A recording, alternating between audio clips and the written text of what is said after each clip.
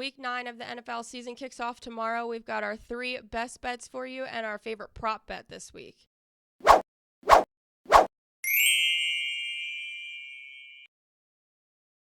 What's up, guys? It's the Odds Couple. I'm Taylor. I'm Sam. We are going to do things a little differently this week. We're going to switch it up. We are going to give you our 3 favorite bets and our favorite prop bet this week instead of running through all the games. Yes, much shorter video. Somebody may or may not have caught COVID or something. Some kind of illness of some sort. So I've been down and out all week, so it's been a little rough. So we've decided to narrow down things, and hopefully you give us some feedback. If you like the shorter video, maybe we'll change things up moving forward, but play around with it. So before we jump into it, though, we want to recap week 8 and see how we did. Yeah, we were like pretty much dead even. We were 8-7-1 against the spread because we had a push in there, and then for totals we were 8-8. So 16-15-1 overall. Couple bad beats there. The Ravens giving up a onside kick in the backdoor cover against the Cardinals. Then you had Jimmy G missing Devontae Adams 3 times for touchdowns there that hurt the over on that, even though we had the Lions. Tampa getting 3 penalties and a Mike Evans touchdown off of a helmet. That was a backdoor cover against the Bills. And then what was another one? The Browns, for some reason, throwing the ball there at the end through an interception, and the Seahawks went down and covered by half a point. But yeah, Still even did overall. Pretty decent, though. I mean, being even's pretty good. So. Yeah, pretty crazy week, too, with Cousins tore his Achilles. That sucked, especially we have a couple of his pass catchers in fantasy, so that definitely sucks. Stafford, they were talking about maybe to IR. Now they're saying he's not going to go to IR, but I don't think he's going to play tomorrow. Jimmy G benched, and Josh McDaniels fired along with the GM. I mean, celebration time. We were watching, what was that? That was Thursday's game? Sunday night? Sunday night game, sorry. Yeah, I remember when we were watching the game and you were like crapping all over him. And then like next morning, or maybe it was 2 days later, we saw that they was fired. Yeah, he was fired, yeah. No, Monday night.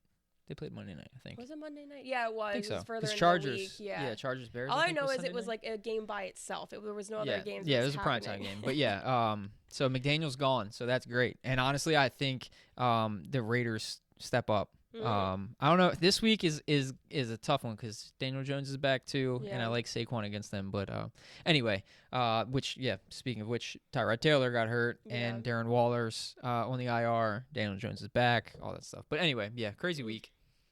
All right, so for week 9, what are your 3 favorite bets? Yeah, so like we said, we're changing it up a little bit. So we wanted to get something out for you guys, our 3 favorite bets, which we might just stick with going forward because it is, it's tough to pick every game and then sit there and tell you guys like, well, I wouldn't get to the window. So we might just keep it like this. But anyway, 3 favorite bets. We're actually, they're all teasers for my 3 favorite bets this week, honestly. So when you tease these, I'm going off a 6-point teaser. If you want some sort of different positive money or whatever, obviously you can always move the line a little bit more if you want or a little less. But first up, I like tomorrow morning's game, Dolphins and Germany. the over. Yes, in Germany. Yeah. Yep. So it's Dolphins Chiefs. The Chiefs are giving 1.5, and that total is at 50.5. But I like teasing it. To get the Dolphins over the 7.5, so you're over the touchdown, and the 44.5 for the total. Honestly, I would probably take it at the 50 anyway, but if you can tease it down and get almost even money, I really like that. So the Dolphins, they're getting Teron Armstead back this week. They got Jalen Ramsey back last week. So that, while I think he's kind of overrated, especially at this point in his career, it does help their defense. Miami, so like you said, in Germany, one thing to point out is Miami traveled out there on Tuesday and the Chiefs traveled there on Thursday. And, we've said this a couple times with these London games too. We saw it with the Jags and the Bills. The Bills came out looking flat when the Jags were already there. And then you saw it again with the Ravens traveling. They traveled out on Monday, and the Titans didn't travel out until, I think, Thursday or Friday. And same kind of thing. Obviously, it doesn't mean everything, but I think it does help being there and getting acclimated earlier on. as far as I get it, the Chiefs have a pretty good D this year, and yes, the Dolphins have lost to winning teams, and by double digits. Yeah. But I just think they're kind of tired of hearing that. I think they are going to force Tyreek the ball against the Chiefs, and if they do, the Chiefs do have a solution for him to bottle him up, which a lot of people don't. And they know it's going to them. You still have Jalen Waddle they have to cover. They still got, Mostert out of the backfield, who's been good this year. So I do like them to cover by the, especially if you're getting the 7.5. And I like the over 44.5. I get it. You look at that line and it's like, I don't know. Mahomes coming off a loss, only giving 1.5. And why is the total only 50 when both teams should score a lot? I get it, but I do think it is still a little low. I think Tyreek, no matter how much you might kind of bottle him up, he's one play away every single drive. And I think he does break one or two. So, I like the Dolphins plus 7.5 and over the 44.5. Okay, so that's our 3 favorite bets, right? Well, that's the first one. Oh, we're gonna cut that out. No, we're not. So like I said, all 3 are gonna be teasers, so they count as like one game. Bet. I'm sorry. I thought you were okay. Gotcha. Yeah, no. Okay. So, and then I haven't taught her teasers too much yet. So I mean, I tease the NBA. No, I know. Yeah. Which hopefully follow our Instagram because she's gonna start posting more NBA pics. She's been phenomenal at it. But and by the way, while we didn't get a video out earlier on this week, hopefully you are following our Instagram because we put out 3 prop bets for Thursday night and we did hit 2 of the 3. Yeah. So we'll try and keep doing that moving forward as well. But next up, I like Cowboys and the over. Again, teasing them, so you'll get the Cowboys at 9 if you do a regular 6-point teaser, and the over at 40.5. The last 8 of the last 10 matchups have gone over that 40 points. And then the other thing is Dak is 8-3 against the Eagles.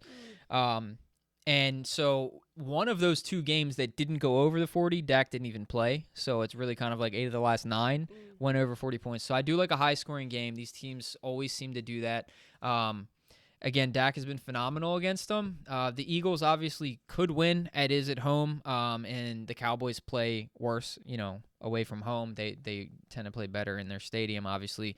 But I just still think if the Cowboys lose, I don't think they're going to get killed. The Eagles D has not been phenomenal this year. They're all right, but they're not what they were last year. They've been susceptible, and their offense even still hasn't been really up to par. Yeah. Outside of A.J. Brown, and then DeAndre Swift has had some good games. They haven't been that great. Jalen Hurts could be wrong, but unless anything drastically changed, he leads the league in interceptions still.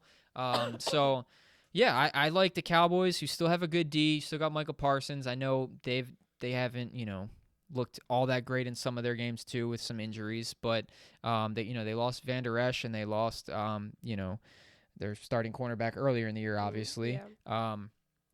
But yeah, I like the Cowboys getting 9 in a divisional matchup, and again, these teams always play over, so I'll take the over 40.5 for sure. All right, last but not least, third favorite bet. Yes, we're going with the Monday night game, the Jets and the under. Again, when you tease this, you'll get the Jets at 9.5 and under 46. So the Jets have played everyone tough, really, except outside of the Cowboys game, really. They've, even though they're still kind of in spite of Zach Wilson. Yeah. He had a decent drive last week to win it at the end, but it was really because of an offsides penalty. But they're always playing low-scoring games because they run the ball and they rely on their defense, which has been tremendous. That D has shut down all kind of top-tier quarterbacks. And then the Chargers coming in with no Josh Palmer. He's ruled out. They've already been without Mike Williams. Yeah. And so, yeah, I don't see them having a problem stopping Eckler on the ground. Obviously, Eckler will probably be involved a lot in the pass game, but if they can kind of keep that in check and, maybe Sauce Gardner lines up across Keenan Allen a lot, I really think they shut them down, and it's a low-scoring game. The Chargers' D has been kind of improved, especially against the run, but I still think Breece Hall, again, he's, like I said with Tyreek Hill, Breece Hall is kind of one play away. He could break one anytime. Yeah. So I think it's a close, low-scoring game.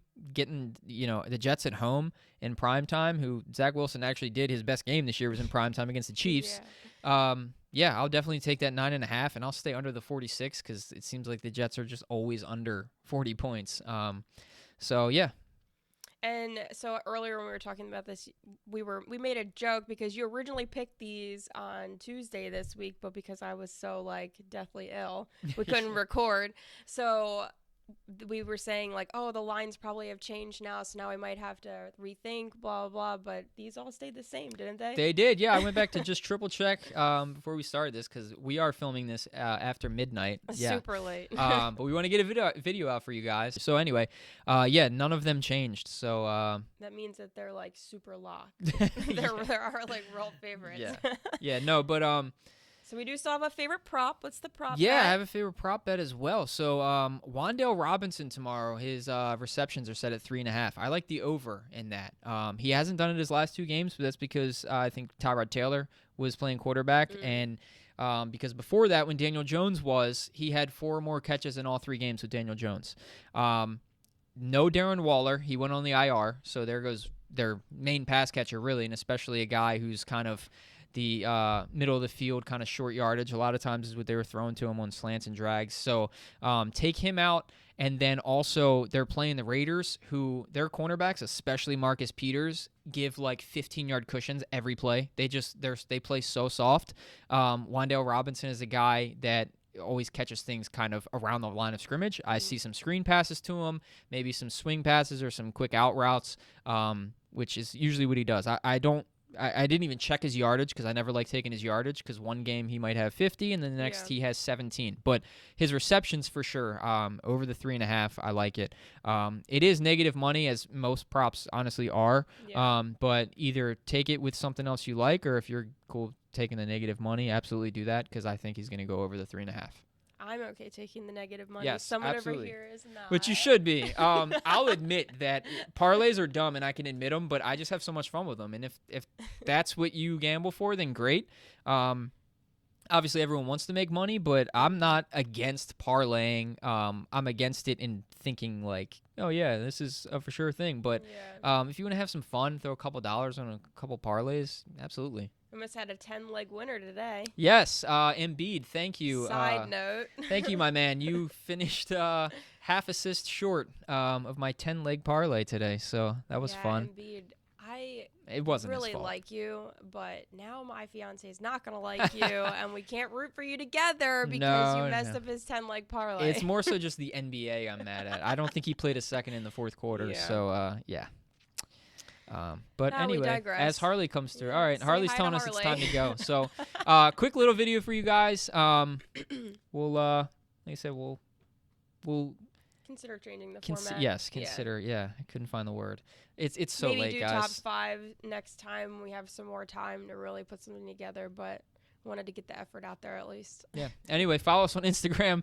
The dog is under the mics. Yeah, the dog is under the tablecloth, ripping it off. I mean, this is just the ghettoest video the Odds Couple ever put out. I would not say the ghetto. And we are not cutting anything. So yeah, there's your 3 best bets and our favorite prop bet. There you go. We'll see you guys soon. Follow, share, like, all that stuff. All the good Check out our stuff. Instagram. Yep. See you guys. Have a good one.